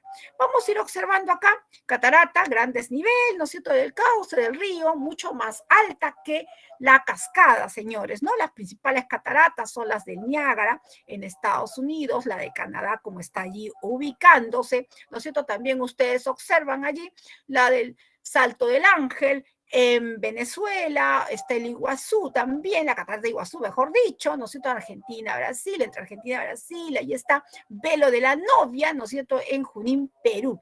O allí también, ¿no es cierto?, ubica Yumbilla, concretamente en Amazonas, Perú, las Tres Hermanas, Junín, Perú, ¿no es cierto?, dentro de algunas cataratas. Vamos a ir rápidamente. Tenemos las cascadas, dijimos que también son geoformas que se forman por degradación, por desgaste, ¿no es cierto? Los ríos van desgastando y allí puedes observar lo siguiente. Ahí sí se aprecia una cascada mucho más pequeña que la anterior, que la catarata. Ahí está la diferencia. Es una caída vertical del agua del río, como tú puedes observar, ¿no es cierto?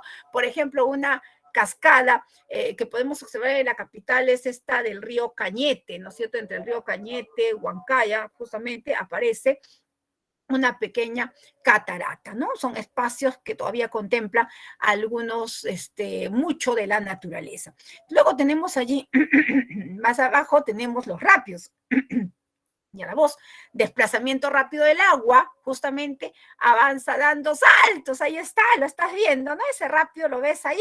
Y bueno, fundamentalmente los rápidos se forman en la selva, en la Amazonía, señores, ¿no?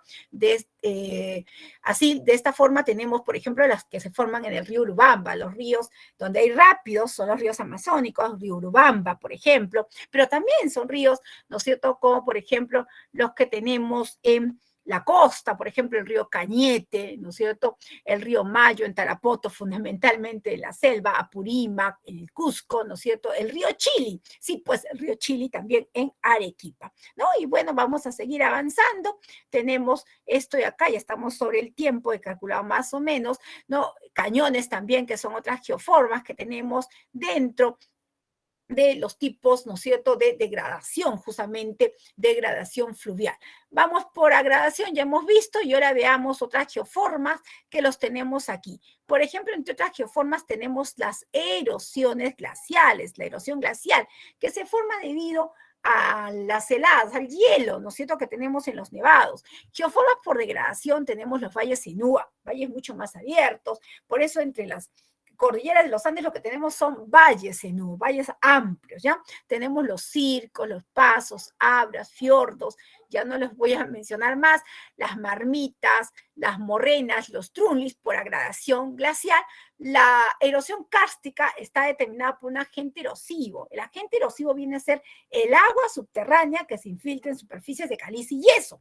Por eso tenemos por degradación las cavernas, las dolinas, los puentes naturales, ¿no es cierto? Por agradación la estalactita, la estalagmita, ¿no es cierto? El estalagnato concretamente. Entonces, tenemos allí algunas características importantes, ¿no es cierto?, de los valles Zenú, los pasos, ya hemos dicho, cuando hemos hablado de erosión glacial, pero también estamos hablando de erosión kárstica en este momento, y dentro de la erosión kárstica, pues allí, y lo vamos a complementar con la práctica para determinar lo siguiente. Erosión kárstica, ya sabemos, por degradación, cavernas, bueno, también sumideros, también sumideros, ¿no es cierto? Las dolinas y los puentes naturales, ¿no? Los lugares cavernosos es lo que tenemos. Por ejemplo, las cavernas, a ver, dentro de las cavernas, ¿no es cierto?, podemos observar pues cavernas volcánicas en nuestro territorio, que son lugares que son visitados ampliamente. Ya, y dentro de lo que acabamos de decir por agradación tenemos pues la estalactita, estalagmita, estalagnato, ¿no es cierto? La estalactita, justamente, generalmente están cargadas de aguas de carbonato, ¿no es cierto?, de calcio, ya, esa es la característica de la estalactita, la estalagmita, concretamente, ¿no? Bueno, dentro de ello vamos a ir observando pues que hay estalactitas bastante, estalagmitas, ¿no es cierto?, bastante grandes, el estalagnato también, que son unas columnas, ¿no es cierto?, por eso también se conoce como una columna, ¿no? Es lo que más llama la atención porque es la unión que hay entre la estalactita, disculpen, y el la estalactita y la estalagmita forma el estalagnato, ¿no? Como una columna se une y ahí está el estalagnato, la columna. En este caso, la estalactita, ¿no es cierto?, más larga que tenemos, por ejemplo, está en la cueva de Nerja, ¿no es cierto?, en España, ¿ya? Por ejemplo, en el caso de la estalactita, ¿no? La estalagmita más larga que tenemos, de 29 metros, ¿no es cierto?, está en la gruta de Avén, ¿ya? Por ejemplo, esto en Francia, ¿no? El estalagnato, esa columna, justamente la más larga, ¿no es cierto?, está en las cavernas de Carisbat, en Estados Unidos, ¿no? Dentro de ello. Con respecto a la erosión marina, casi todas las geoformas son por degradación marina, ¿ya? Y son por desgaste. ¿Y a qué se refiere? Las olas del mar, ¿no es cierto?, son los agentes erosivos, van desgastando, pues, ¿no? Van desgastando las costas, van desgastando los litorales, y por ello se forman golfos, se forman bahías, penínsulas, ¿no? La península de Illescas, por ejemplo, punta, como la punta del Callao, lo vamos a ver después, cabos, estrechos, istmos, acantilados, farallones, arcadas, grutas, y por agradación se forman las playas, los tómbolos, ¿no es cierto?, los atolones, las barras, concretamente. Y la erosión eólica, aunque hay otros tipos de erosiones, la erosión eólica, por degradación, se forman esas rocas que dan como la forma como una forma, ¿no es cierto?, que son los pedestales, o un conjunto de rocas con cierta forma que son los bosques rocosos, como el bosque rocoso de Guayay, por ejemplo. Erosión eólica por agradación, los médanos, las dunas, ¿no es cierto?, los barcanes, los transversales, parabólicas, etcétera, para luego empezar a hablar, ¿no es cierto?, de nuestra práctica, jóvenes estudiantes. Rápidamente nos vamos a la práctica. A ver, chicos, por favor, se cerró esto. A ver, práctica, y vamos a observar la práctica número 3. En este caso, ¿no es cierto?, empezamos justamente con lo que dice la pregunta número 1, después de las preguntas resueltas. A ver, por favor, rápidamente, todos tenemos nuestra práctica, geografía, práctica número 3, ¿ya? A ver, ¿dónde estamos con la práctica 3? Ajá, correcto. A ver, acá estamos con la práctica 3. Muy bien. Vamos con lo siguiente. Vamos a tratar de proyectarla también en este momento. Ejercicios propuestos. ¿Algo de esto? Ay, a ver. Ya, primero, número 1, está fácil porque lo acabamos de hacer, ¿no? Lo acabamos de realizar. A ver, ¿a qué se refiere? La número 1, suma, ¿no es cierto?, de causas y consecuencias que producen cambios morfológicos y o químicos en el planeta, ¿no es cierto? De esta forma es geodinámica. A mí también me pueden agregar por... Ah, ya, yo estoy viendo qué mensajes tienen por aquí. Y vamos con las siguientes, chicos. En todo caso, tenemos una letra C. 2, ¿no es cierto? Sí tenemos tiempo, conjunto de movimientos horizontales y verticales que originan modificaciones en la costra de la Miss, Tierra. no está proyectando la pantalla. Ahí ya, un ratito vamos proyectando, ¿no es cierto? Y acá ya, para que nadie se confunda con la práctica. Vamos a ir observando acá. A ver, por favor, chicos. Correcto. Ya está. Estamos ahí. Ahora sí, ¿no es cierto? Estamos bien. Correcto. Ya estamos. A ver, seguimos con la práctica y acá están ya con las respuestas, ya están subrayadas, conjunto de movimientos horizontales y verticales que originan modificaciones en la costra de la Tierra, diastrofismo, ¿no? Muy bien. En todo caso, en las fallas tectónicas se aprecian fuerzas de expansión que forman valles o cerros. Esto se conoce como gravén. Nosotros podemos tener gravén y horst. Creo que en donde están los ejercicios, justamente, a ver, ¿dónde están los ejercicios? ¿Dónde están? No están los ejercicios, pensé que estaban, bueno, ya, tenemos los gravén y los horst. En este caso, ¿no es cierto?, en las fallas tectónicas, hay fuerzas de expansión que forman valles o cerros, son los gravén, ¿ya? Cuando se forman valles o cerros, cuando se forman zonas un poco, ¿no es cierto?, justamente, que tienen que ver con la situación contraria, como lo vamos a ver en la siguiente relación, acá sí está en la pregunta, por eso no lo respondo ahorita. La relación correcta es la siguiente: el anticlinal de un plegamiento da origen a los valles y grandes depresiones, ¿correcto? Esto es falso, es verdadero, ¿no es cierto? Y ustedes ya están marcados ahí, ¿no? Es falso, dice: el anticlinal de un plegamiento da origen a los valles y grandes depresiones, ¿no? En todo caso, allí tenemos justamente que las grandes depresiones, eso no está contemplado, ¿no? Sí, la formación de pronto el anticlinal justamente da lugar a las montañas, ¿no? Eso es lo que habíamos visto. Muy bien, por eso es falso. La cresta es la parte más alta de un plegamiento. Los plegamientos tienen partes, no lo precisamos ya, pero la cresta es lo más alto de todas ellas. El gravén etimológicamente significa zanja o trinchera, ¿ya? Y eso es verdad. Y la isostasia, que hemos dicho, la teoría, es un proceso que plantea el equilibrio gravitacional de las capas superficiales de la Tierra. Muy bien, con ello, ¿no es cierto?, estamos avanzando con la número 5. La velocidad promedio del desplazamiento de una placa tectónica la placa tectónica, y eso que no les dije, es de 5 centímetros por año. Alguien por ahí dirá: profesora, y es que a veces dicen 2 o 10. No, el promedio, ¿ya?, según la teoría de la tectónica de placas, es de 5 centímetros por año. Es el volcán, la 1, ¿cuál era? Dice, ahí estaba, la 1 estaba allí, me parece que era geodinámica, porque estamos hablando de sumas y consecuencias, ¿no? Y nos vamos a la número 6. Es el volcán más alto del planeta, Ojos del Salado, ¿ya? Ojos del Salado, ¿no es cierto?, viene a ser el volcán más alto del planeta. Claro que de pronto, ¿no es cierto?, vamos a ir observando, ¿no?, esta característica Profesora, de las ¿y dónde queda? alternativas. Ay, Dios mío.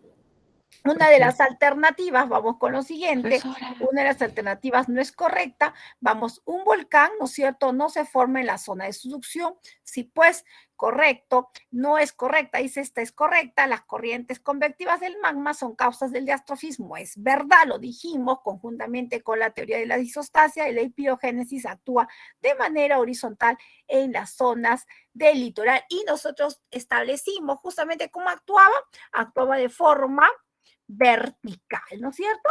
Muy bien, luego tenemos lo siguiente, vamos a ir con lo siguiente, a la lava básica, ya tenemos ahí la respuesta y nomás nos quedamos en la 7 antes que nos vence el tiempo y nos vamos con la 8, ¿ya? En la 8 tenemos esta relación, a ver, ahí está ubicando, ¿no es cierto?, justamente las condiciones y las geoformas, ¿no es cierto?, los volcanes, donde queda cada uno de ellos, la respuesta viene a ser justamente la letra B. Ahora vamos con los siguientes, chicos. A ver, cantidad de energía liberada, la cual se mide con la escala de, ¿no es cierto? La energía, justamente la cantidad de energía liberada viene a ser la magnitud, la cual se mide con la escala de Richter, como estamos allí ubicando. Ya, en todo caso, ya tenemos esa característica también. Luego vamos con la 10, relación correcta es, ¿cuál es la relación correcta? La letra B, por favor, marquen la letra B. 11, estamos con 7 minutos, no corresponde a la meteorización mecánica, ¿no es cierto? La única que no corresponde, porque todas estas de acá las acabamos de ver, es la cleoplastia. Ya no hay esta, no existe, ¿no es cierto? Esta de acá, la otra tiene que ver con heladas, con sales que se cristalizan, con los cambios de temperatura, con la acción orgánica, ¿no? Con respecto a las raíces justamente de los árboles, ¿no? La afirmación correcta es, ¿cuál es la afirmación correcta? Es la letra C. Abrasión es el desgaste producida por choque y rozamiento de rocas en el lecho de un río. Los médanos son montículos de arena que se ubican cerca a los desiertos, ya siempre están muy cerca a los litorales. La 14, relación correcta, ¿no es cierto? La letra B, todas son verdaderas en este caso. Miren, fíjese, cuando los inclinares se llenan de agua, aparecen lagos tectónicos. 3, letra B, exacto, ¿no? 15, relación correcta es la letra B, ¿ya? B de bueno. Y así tenemos la 16, relacionando justamente, ¿no es cierto?, entre lo que son los nevados, cañones, cataratas y dunas y bosque de rocas. Hace un momento, ¿no es cierto?, empezamos a decir purpur, viene a ser, ya no lo vimos, purpur en lo que es agradación eólica, tenemos la duna. ¿Ya? Purpur viene a ser la duna más larga que tenemos en Lambayeque. Y así podemos ir observando. Luego tenemos 17, los loes son una geoforma formada por agradación eólica. La bahía de mayor dimensión en el planeta es la bahía de Hudson. Ya, en todo caso, vamos a ir observando, ¿no es cierto? La siguiente, la número 19, tenemos lo siguiente. Una de las alternativas no es correcta con relación a la geoforma por degradación glaciar. Vamos a ver los drulis y las morrenas, ¿no? Que tienen que ver con la agradación glaciar. Una relación no es correcta, esta de acá, Buena Esperanza Península, ¿no es cierto? El Cabo de la Buena Esperanza era, ¿no? Todo lo demás corresponde.